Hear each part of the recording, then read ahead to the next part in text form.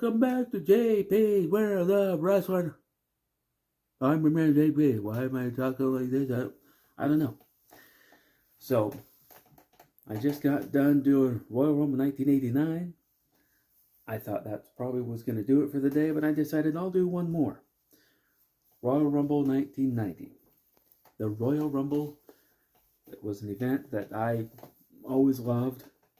I always looked forward to the Royal Rumble. Even though, like I've said many times, I didn't get to watch the pay-per-views live. But I got to rent them once they came out on video. But it was always fun.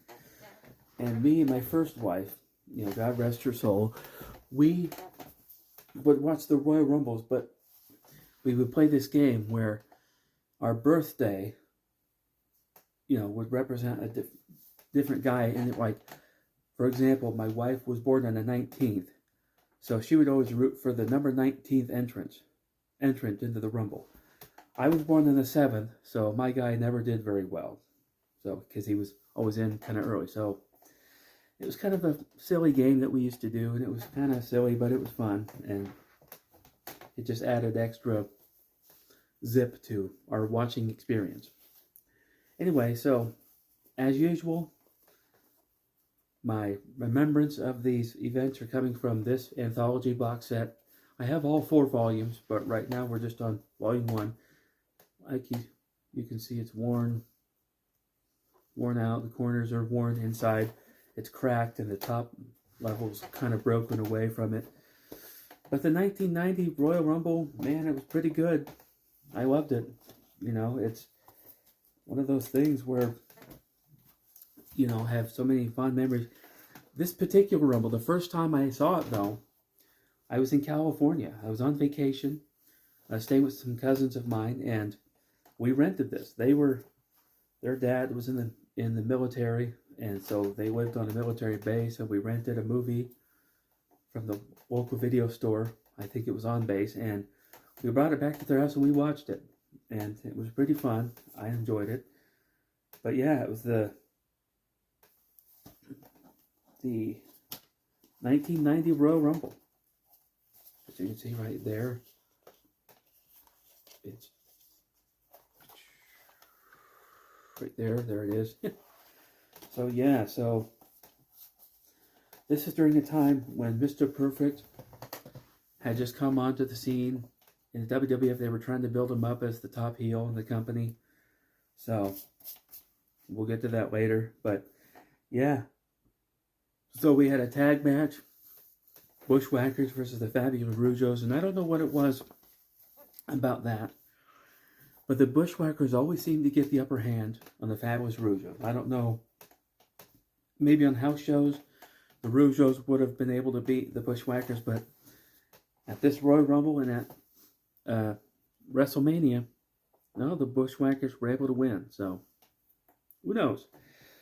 But nevertheless, it was on this card, and once again, the Bushwhackers prevailed. And so then, blah, blah, blah. Then we had the Genius versus Brutus the Barber Beefcake. Now, the Genius, on Saturday night's main event, he actually got a count-out victory over Hulk Hogan. Because once again, they were trying to build up Mr. Perfect, and the Genius was kind of hanging out with Mr. Perfect at the time. They went everywhere together. The Genius would be at ringside for Mr. Perfect. And then during this match at the Royal Rumble, Beefcake won the match, but he was getting ready to, cut the hair of the Genius. And he started cutting the hair of the Genius, but then Mr. Perfect came down and attacked Beefcake and just attacked him a bunch of times. And then when he went back, and Mr. Perfect's like, I'm getting sick and tired of Beefcake thinking he can take advantage of people. Well, the Genius happens to be a friend of mine, and nobody messes with my friends, or something like that. Blah, blah, blah. Anyway. So, then they interviewed Bobby Heenan and his wrestlers, and every single one was like, no, I'm going to win. No, I'm going to win. No, I'm going to win. I'm going to win. You can't all win, guys. Only one of you, or only one person can win. Okay, and then we had Big Boss Man versus Hacksaw Jim Duggan, in which I believe Boss Man victorious in that, or I don't know. been a while since I've seen it, but I believe Bossman won. But Duggan gave him a run for his money, though. And I think it might have been a double disqualification because Duggan used a 2x4, Bossman used the nightstick. So, and then we got comments from all the Royal Rumble participants, all obviously saying, "I'm gonna win, I'm gonna win, I'm gonna win." But then we had the Royal Rumble match, which let's just see. Yeah, number 7 for me I would have been represented by the Warlord. And just the previous year, Warlord didn't even last 1 second because he came into the ring, Hogan clotheslined him over the top. I wasn't very happy with my guy on this Rumble, but my wife had number 19, which was Earthquake. I would rather have Earthquake than Warlord. I mean, come on. But anyway, Hulk Hogan ended up winning this match. He came in at number 25. Hulk Hogan would always come in late. You know, they never had Hogan coming in like number 5 or number 6 or whatever. He was always late in the game. He was always like number 25, so he didn't have to wrestle that long. So, and that's not a stab at Hulk Hogan. It's just he wasn't he wasn't a marathon guy. You know, he didn't wrestle hour-long marathon matches.